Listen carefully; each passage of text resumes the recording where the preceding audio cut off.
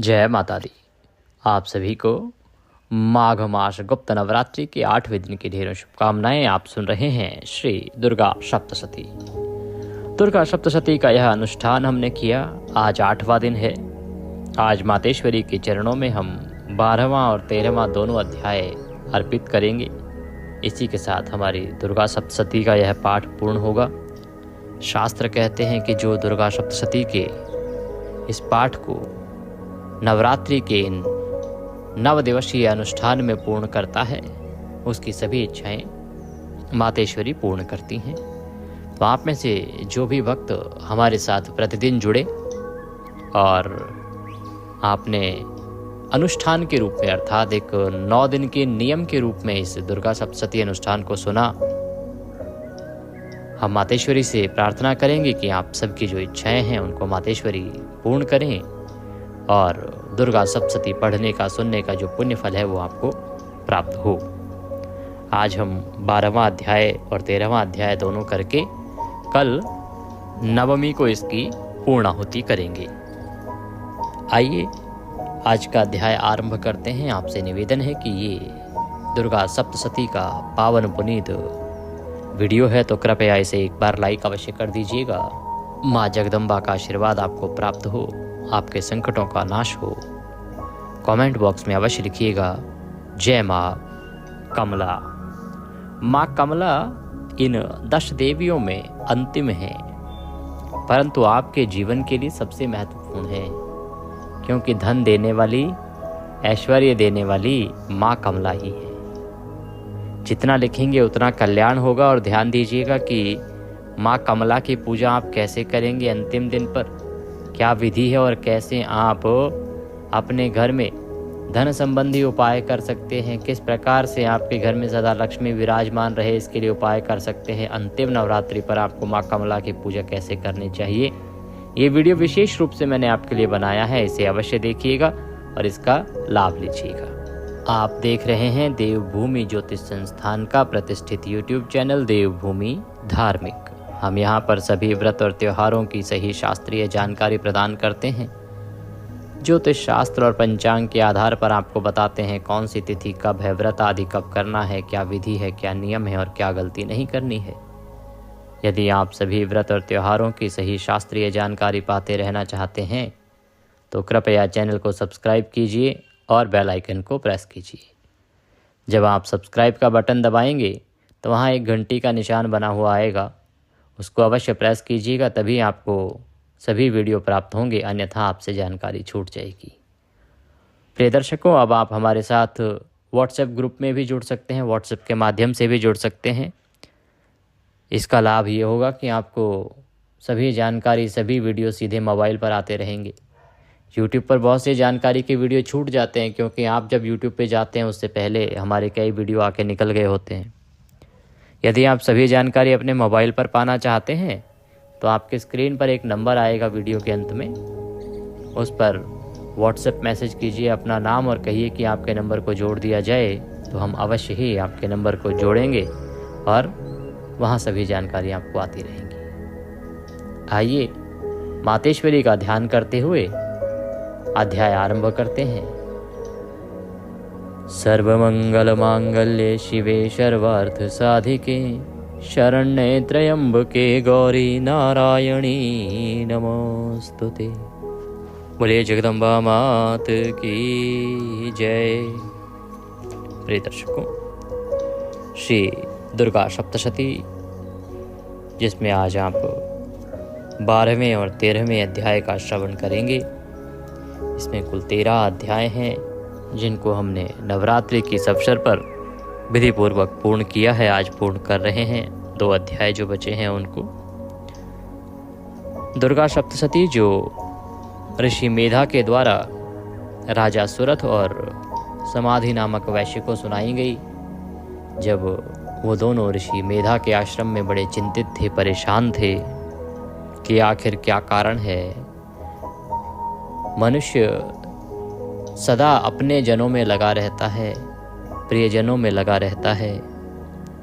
तो वृतांत आया कि ये सब भगवान नारायण के द्वारा उत्पन्न की गई योग माया के कारण है। तब राजा सुरथ ने पूछा कि प्रभु ये योग माया क्या है, उसका कैसे जन्म हुआ। उसके बाद मधुकैटभ की कथा आई, क्योंकि मधुकैटभ का नाश करने के लिए ही योग माया का स्मरण ब्रह्मदेव ने किया था। द्वितीय अध्याय में आपने सुना, जिसमें देवी का प्रादुर्भाव होता है, अर्थात देवी का जन्म होता है। देवी का जन्म किस प्रकार से हुआ? जितने भी देवी देवता हैं हमारे, उन सभी के तेज के कारण उन सभी का तेज एकत्र हुआ और उससे एक स्त्री आकृति बनी, जो देवी के रूप में प्रकट हुई। देवी को सभी देवताओं ने अपने अपने शस्त्र दिए और इस प्रकार से देवी ने महिषासुर का वध किया। ये तृतीय अध्याय में आपने श्रवण किया। जब महिषासुर का वध हुआ तो देवताओं को बड़ी प्रसन्नता हुई, क्योंकि महिषासुर उनका बड़ा शत्रु था और महिषासुर ने उनको उनके राज्य से बाहर कर रखा था। तो अगले अध्याय में देवताओं ने देवी की स्तुति की, देवी से आशीर्वाद प्राप्त किया। 5वें अध्याय में वर्णन आया कि जब देवताओं के ऊपर शुंभ निशुंभ नामक 2 बड़े दैत्यों ने आक्रमण किया और उनको पुनः स्वर्ग से भगा दिया, तब फिर उन्होंने देवी का आवाहन किया। देवी प्रकट हुई। फिर देवी ने चंड मुंड आदि का वध किया, धूम्रलोचन का वध किया, रक्तबीज का वध किया। 9वें अध्याय में वर्णन आता है कि निशुंभ का वध हुआ। 10वें अध्याय में शुंभ का वध हुआ। इस प्रकार से सभी राक्षसों से पृथ्वी को और इन देवताओं को मुक्ति दिलाई। तो 11वें अध्याय में देवताओं ने पुनः प्रसन्न होकर देवी की स्तुति की और फिर देवी जब प्रसन्न हुई तो देवी ने देवताओं को वरदान दिया कि वो कब कब कैसे कैसे किस किस रूप में पुनः पुनः अवतरण लेती रहेगी। ये 11 अध्याय में हमने अब तक श्रवण किया। 12वां अध्याय, जिसमें देवी के जो चरित्र हैं उनका महात्म्य आ जाएगा, और 13वें अध्याय में सुरथ और वैश्य दोनों को जब मातेश्वरी का यह दुर्गा सप्तशती उपाख्यान सुनाया गया तो दोनों देवेश्वरी की कठिन साधना में लग गए। दोनों ने देवेश्वरी को प्रसन्न किया, तब भगवती प्रसन्न हुई और देवी ने उन्हें वरदान दिया। ये संपूर्ण दुर्गा सप्तशती के अध्यायों का वर्णन है। अंतिम दिन पर इसके साथ आपको दुर्गा कवच अवश्य सुनना चाहिए, तो वह भी हम आपको श्रवण कराएंगे। आइए 12वां अध्याय आरंभ करते हैं। आप जानते हैं कि दुर्गा सप्तशती के प्रत्येक अध्याय में पहले देवी के ध्यान का वर्णन है, देवी की मुद्रा का वर्णन आता है और उसके बाद वृतांत आरंभ होता है। पहले ध्यान पढ़ते हैं। अथ श्री दुर्गा सप्तशती 12वां अध्याय, देवी चरित्रों के पाठ का महात्म्य। ध्यानम। मैं 3 नेत्रों वाली दुर्गा देवी का ध्यान करता हूँ। उनके श्रीअंगों की प्रभा बिजली के समान है। वे सिंह के कंधे पर बैठी हुई हैं और बड़ी भयंकर प्रतीत होती हैं। हाथों में तलवार और ढाल लिए अनेक कन्याएं उनकी सेवा में खड़ी हैं। वे अपने हाथ में चक्र, गदा, तलवार, ढाल, बाण, धनुष, पाश और तर्जनी मुद्रा धारण किए हुए हैं। उनका स्वरूप अग्निमय है तथा वे माथे पर चंद्रमा का मुकुट धारण करती हैं। ऐसी भगवती को मैं प्रणाम करता हूँ। बोलिए जगदम्बा मात की जय।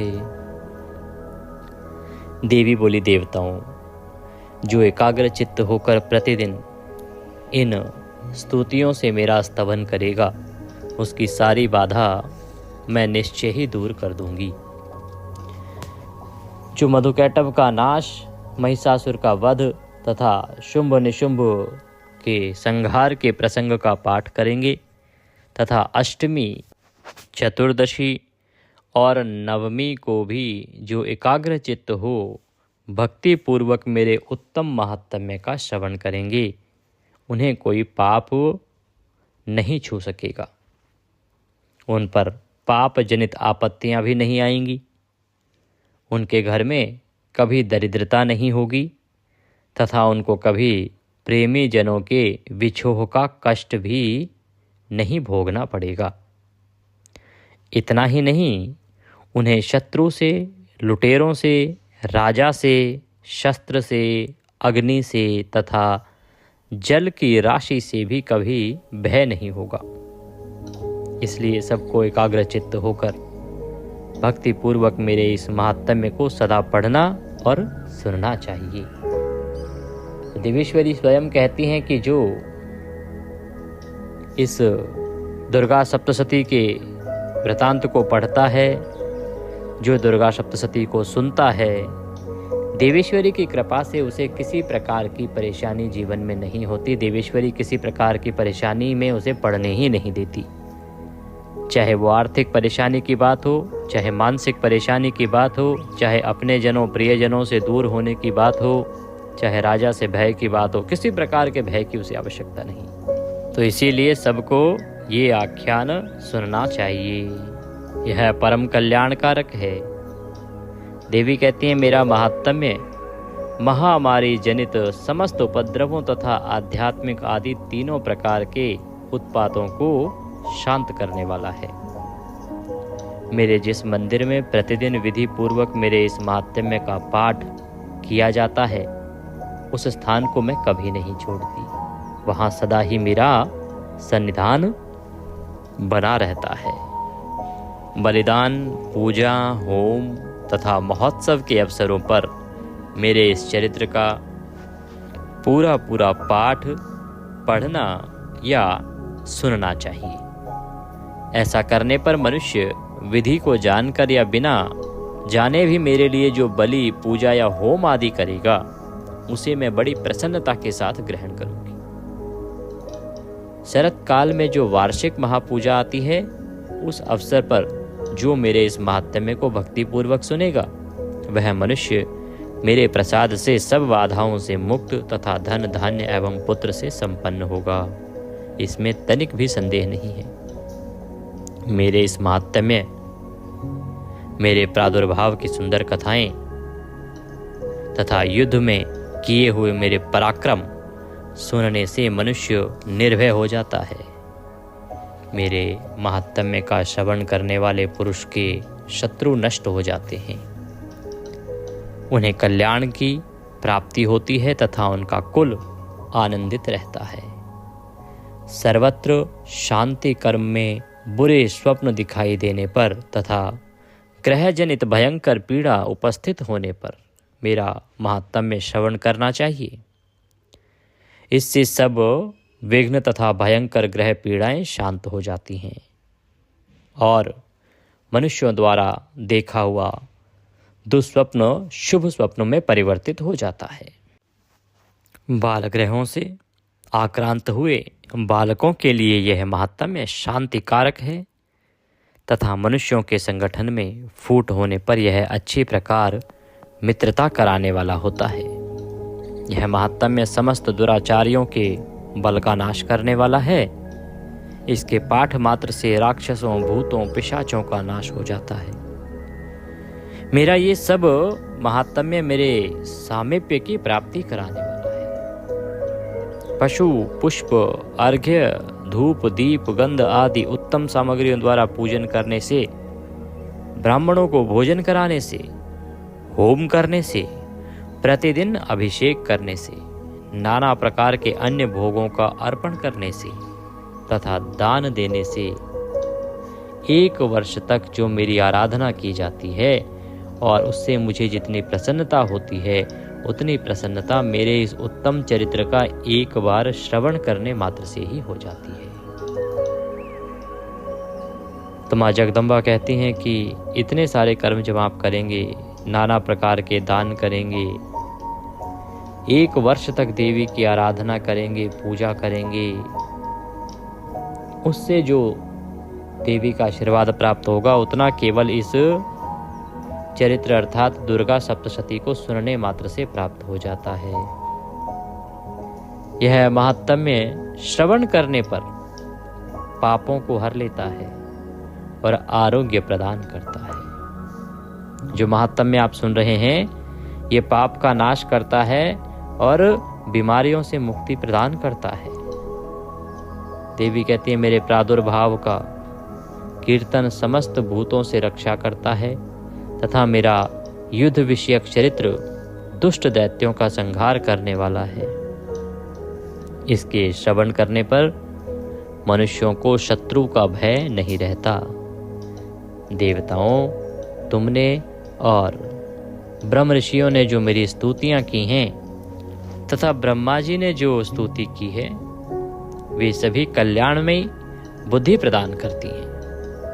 वन में, सूने मार्ग में अथवा दावानल से घिरे जाने पर, निर्जन स्थान में लुटेरों के दाव में पड़ जाने पर या शत्रुओं से पकड़े जाने पर अथवा जंगल में सिंह, व्याघ्र या जंगली हाथियों के पीछा करने पर, कुपित राजा के आदेश से वध या बंधन के स्थान में ले जाए जाने पर अथवा महासागर में नाव पर बैठ जाने के बाद भारी तूफान से नाव के डगमगाने पर और अत्यंत भयंकर युद्ध में शस्त्रों का प्रहार होने पर अथवा वेदना से पीड़ित होने पर, किम बहुना सभी भयानक बाधाओं के उपस्थित होने पर जो मेरे इस चरित्र का स्मरण करता है वह मनुष्य संकट से मुक्त हो जाता है और मेरे प्रभाव से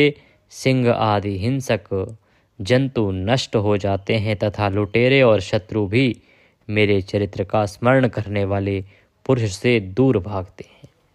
देवी कहती हैं कि मनुष्य जब भी कभी संकट में हो, चाहे वो युद्ध के क्षेत्र में हो, शत्रुओं से भय का क्षेत्र हो, जब आपके ऊपर भारी विपत्ति आए, देवी का यह दुर्गा सप्तशती का आख्यान पढ़ना या सुनना चाहिए, देवी का ध्यान करना चाहिए। जब आप देवी के इन वृत्तांतों को ध्यान करते हैं तो उससे आपके शत्रु नष्ट हो जाते हैं। ऋषि कहते हैं कि यों कहकर प्रचंड पराक्रम वाली भगवती चंडिका सब देवताओं के देखते देखते वहीं अंतर ध्यान हो गई। फिर समस्त देवता भी शत्रुओं के मारे जाने से निर्भय हो पहले की ही भांति यज्ञ भाग का उपभोग करते हुए अपने अपने अधिकार का पालन करने लगे और संसार का विध्वंस करने वाले महाभयंकर अतुल पराक्रमी देवशत्रु शुंभ तथा महाबली निशुंभ युद्ध में देवी द्वारा मारे जाने पर शेष दैत्य पाताल लोक में चले आए। तो कहते हैं कि इस प्रकार से भगवती चंडिका देवी जो है वो अंतर ध्यान हो गई। अब देवगण अपने स्वर्ग को चले गए वापस, क्योंकि जिन राक्षसों ने वह स्वर्ग उनसे छीन लिया था वो राक्षस अब मृत्यु को प्राप्त हो गए थे। इसीलिए देवताओं को बड़ा प्रसन्नता हुई और वो अपने स्वर्ग लौट गए। अपने जो भोग थे, उनके जो भाग मिलता था उनको, वह भी उन्हें प्राप्त होने लगा। उधर शुंभ निशुंभ के मारे जाने से जो उनके बाकी बचे हुए राक्षसगण थे वो भी अब भागकर पाताल लोक में चले गए। इस प्रकार भगवती अंबिका देवी नित्य होती हुई भी पुनः पुनः प्रकट होकर जगत की रक्षा करती हैं। वे ही इस विश्व को मोहित करती हैं, वे ही जगत को जन्म देती हैं तथा वे ही प्रार्थना करने पर संतुष्ट हो विज्ञान एवं समृद्धि प्रदान करती हैं। राजन, महाप्रलय के समय महामारी का स्वरूप धारण करने वाली भी महाकाली ही इस समस्त ब्रह्मांड में व्याप्त हैं। वे ही समय समय पर महामारी होती और वे ही स्वयं अजन्मा होती हुई भी षष्ठी के रूप में प्रकट होती हैं। वे सनातनी देवी ही समयानुसार संपूर्ण भूतों की रक्षा करती हैं। मनुष्यों के अभ्युदय के समय वे ही घर में लक्ष्मी के रूप में स्थित हो उन्नति प्रदान करती हैं और वे ही अभाव के समय दरिद्रता बनकर विनाश का कारण भी होती हैं। पुष्प, धूप, गंध आदि से पूजन करके उनकी स्तुति करने पर वे धन, पुत्र, धार्मिक शुद्धि तथा उत्तम गति प्रदान करती हैं। बोलिए जगदम्बा मात की जय। इस प्रकार श्री मार्कंडेय पुराण में सावर्णिक मनवंतर की कथा के अंतर्गत देवी महात्म्य में फलस्तुति नामक 12वां अध्याय पूर्ण हुआ। अब हम 13वां अध्याय आरंभ करेंगे, जो कि दुर्गा सप्तशती का अंतिम अध्याय होगा। दुर्गा सप्तशती त्रयोदशो अध्यायः प्रारंभः। सुरथ और वैश्य को देवी का वरदान। सबसे पहले ध्यान करते हैं, जो उदय काल के सूर्यमंडल की सी कांति धारण करने वाली हैं, जिनके 4 भुजाएं और 3 नेत्र हैं, तथा जो अपने हाथों में पाश, अंकुश, वर एवं अभय की मुद्रा धारण किए रहती हैं, उन शिवा देवी का मैं ध्यान करता हूँ, उनको बारंबार प्रणाम करता हूँ। ऋषि कहते हैं कि राजन, इस प्रकार मैंने तुमसे देवी के उत्तम महात्म्य का वर्णन किया, जो इस जगत को धारण करती हैं। उन देवी का ऐसा ही प्रभाव है। वे ही विद्या अर्थात ज्ञान उत्पन्न करती हैं। भगवान विष्णु की माया स्वरूपा उन भगवती के द्वारा ही तुम ये वैश्य तथा अन्य अन्य विवेकी जन मोहित होते हैं, मोहित हुए हैं तथा आगे भी मोहित होंगे। हे महाराज, तुम उन्हीं परमेश्वरी की शरण में जाओ। आराधना करने पर वे ही मनुष्यों को भोग, स्वर्ग तथा मोक्ष प्रदान करती हैं। तो जब यह वृतांत पूर्ण हुआ तो ऋषि मेधा ने कहा कि राजन, जो चरित्र था देवी का वो मैंने सुना दिया। ये जो देवी का चरित्र है, ये मनुष्य का कल्याण करने वाली हैं, और ये ही देवी भगवती हैं जो आपका कल्याण कर सकती हैं।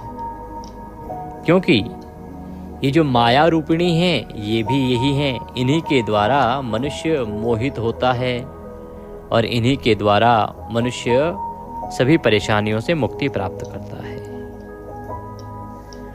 प्रत्येक मनुष्य को भोग, स्वर्ग तथा मोक्ष यही देवी प्रदान करती हैं। अतः आपको इनकी शरण में जाना चाहिए। मार्कंडेय जी कहते हैं, क्रॉस्टो जी, मेधा मुनि के ये वचन सुनकर राजा सुरथ ने उत्तम व्रत का पालन करने वाले उन महाभाग ऋषि को प्रणाम किया। वे अत्यंत ममता और राज्यापहरण से बहुत खिन्न हो चुके थे, क्योंकि उनके राज्य का हरण कर लिया था राजा सुरथ के, इसीलिए वो बड़े परेशान थे। महामुने इसलिए विरक्त होकर वे राजा तथा वैश्य तत्काल तपस्या में चले गए। तो दोनों ने तपस्या शुरू कर दी और दोनों तपस्या को चले गए, और वे जगदम्बा के दर्शन के लिए नदी के तट पर रहकर तपस्या करने लगे। वे वैश्य उत्तम देवी सूक्त का जप करते हुए तपस्या में प्रवृत्त हुए। वे दोनों नदी के तट पर देवी की मिट्टी की मूर्ति बनाकर पुष्प, धूप और हवन आदि के द्वारा उनकी आराधना करने लगे।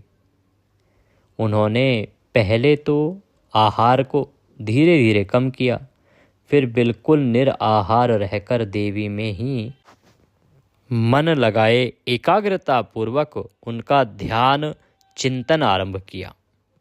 वे दोनों अपने शरीर के रक्त से प्रोक्षित बलि देते हुए लगातार 3 वर्ष तक संयम पूर्वक आराधना करते रहे। इस पर प्रसन्न होकर जगत को धारण करने वाली चंडिका देवी ने प्रत्यक्ष दर्शन देकर कहा। तो मार्कंडेय जी कहते हैं कि इस प्रकार से जब ऋषि मेधा के द्वारा देवी का यह उपाख्यान उन्हें सुनाया गया और उन्हें यह ज्ञात हुआ कि अब उनके जीवन का कल्याण केवल देवी के द्वारा ही हो सकता है, क्योंकि वही सब कुछ हैं, तो उन राजा ने और उस वैश्य ने दोनों ने देवी की आराधना आरंभ कर दी। वो देवी भगवती को प्रतिदिन पूजा करते, अपने शरीर के रक्त से प्रोक्षित बलि देते। इस प्रकार से 3 वर्ष जो हैं उन्होंने संयम के साथ व्यतीत किए, देवी की आराधना करते हुए, नियमों का पालन करते हुए। और जब 3 वर्ष लगातार तपस्या करते हुए हो गए तो जगदम्बा की कृपा उन्हें प्राप्त हुई और देवी ने उन्हें दर्शन दिए। देवी बोली, राजन तथा अपने कुल को आनंदित करने वाले वैश्य, तुम लोग जिस वस्तु की अभिलाषा रखते हो वह मुझसे मांगो, मैं संतुष्ट हूँ, अतः तुम्हें वह सब कुछ दूंगी। तो भगवती प्रकट हुई और प्रकट होकर बोला कि क्या चाहते हो बताओ। मार्कंडे जी कहते हैं कि तब राजा ने दूसरे जन्म में नष्ट ना होने वाला राज्य मांगा तथा इस जन्म में भी शत्रुओं की सेना को बलपूर्वक नष्ट करके पुनः अपना राज्य प्राप्त कर लेने का वरदान मांगा। और जो वैश्य है तो वैश्य का चित्त संसार की ओर से खिन्न एवं विरक्त हो चुका था और वे बड़े बुद्धिमान थे, अतः उस समय उन्होंने तो ममता और अहंता रूप आसक्ति का नाश करने वाला ज्ञान मांगा। तो राजा ने कहा कि भगवती, मैं अपना राज्य पुनः प्राप्त करना चाहता हूँ। मैं चाहता हूँ कि जिन शत्रुओं ने मेरे राज्य पर कब्जा किया है, मुझे बाहर किया है, मैं उन शत्रुओं का नाश करूँ और बलपूर्वक अपना राज्य पुनः स्थापित करूँ और अगले जन्म में मुझे निष्कंटक राज दो, अर्थात ऐसा राज दो जिस पर किसी प्रकार का कोई खतरा ना रहे, अर्थात जिस पर कोई अधिकार ही ना जताए, वह कभी समाप्त ही ना हो। ऐसा राज्य जो है मांग लिया वरदान में। और जो वैश्य था उसने कहा कि भाई मुझे तो ज्ञान चाहिए। देवी बोली, राजन तुम थोड़े ही दिनों में शत्रुओं को मारकर अपना राज्य प्राप्त कर लोगे। अब वहां तुम्हारा राज्य स्थिर रहेगा, अर्थात हिलेगा डुलेगा नहीं, कहीं जाएगा नहीं, कोई और आएगा नहीं और कोई तुम्हें पराजित कर पाएगा नहीं। फिर मृत्यु के पश्चात तुम भगवान विवस्वान अर्थात सूर्य के अंश से जन्म लेकर इस पृथ्वी पर सावर्णिक मनु के नाम से विख्यात होगे। तो सावर्णिक मनवंतर जो हुआ, सावर्णिक मनवंतर में मनु जी महाराज के रूप में इनका अगला जन्म हुआ था। वैश्यवर्य, तुमने भी जिस वर को मुझसे प्राप्त करने की इच्छा की है उसे मैं देती हूँ, तुम्हें मोक्ष के लिए ज्ञान प्राप्त होगा। इस प्रकार से देवी ने दोनों के वरदानों को पूर्ण किया। मार्कंडे जी कहते हैं कि इस प्रकार उन दोनों को मनोवांछित वरदान देकर तथा उनके द्वारा भक्ति पूर्वक अपनी स्तुति सुनकर देवी अंबिका तत्काल अंतर ध्यान हो गई। इस तरह देवी से वरदान पाकर क्षत्रियों में श्रेष्ठ राजा सुरथ सूर्य से जन्म ले सावर्णी नामक मनु होंगे और वैश्य देवी के आशीर्वाद से ज्ञान प्राप्त करके वैकुंठ को प्राप्त हुआ। इस प्रकार श्री मार्कंडेय पुराण में सावर्णिक मनवंतर की कथा के अंतर्गत देवी महात्म्य में सुरथ और वैश्य को वरदान नामक 13वां अध्याय यहाँ पूर्ण हुआ। बोलिए जगदम्बा मात की जय। इसी के साथ यह दुर्गा सप्तशती यहाँ पूर्ण होती है। प्रिय दर्शकों, आप सभी ने पिछले 9 दिनों में इस आख्यान को पूर्ण रूप से सुना। भगवती आप पर कृपा करें और आपकी सभी मनोकामनाएं, जो इच्छाएं हैं वो पूर्ण हो। इस पाठ के निमित्त यदि दक्षिणा आदि कुछ भी अर्पित करना चाहते हैं तो आपकी स्क्रीन पर नंबर आ रहा होगा 900 से, उस पर भेज सकते हैं या जो QR कोड उसके साथ में दिया है उसको स्कैन करके भी सीधा हमारे बैंक खाते में भेज सकते हैं। आप सभी को माघ मास गुप्त नवरात्रि की ढेरों शुभकामनाएं। प्रिय दर्शकों, इसके साथ ही मैं आपको बताऊं कि भीष्म अष्टमी बहुत बड़ा दिन होता है। मैंने इससे संबंधित जानकारी आपके लिए अपलोड की है, उसका लाभ अवश्य लीजिएगा।